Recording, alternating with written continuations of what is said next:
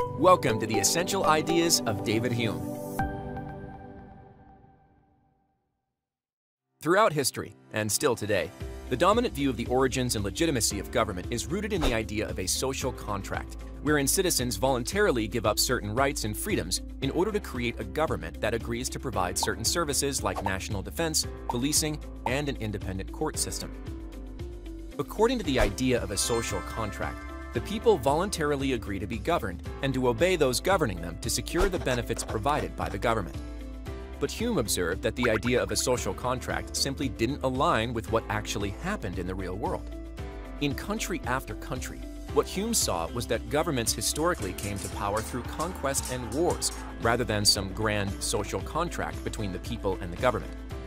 And so Hume concluded that the authority of the government didn't rest on the consent of the people as implied by a social contract, but rather on force and coercion rooted in conquest. He also recognized, however, that governments could play a beneficial role in society by protecting the rules of justice, particularly private property, which allow people to avoid conflict, to produce and trade, and hence to prosper.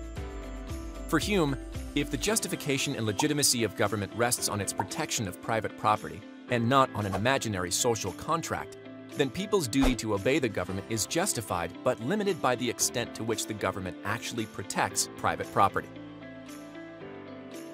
For more information on David Hume, visit essentialhume.org.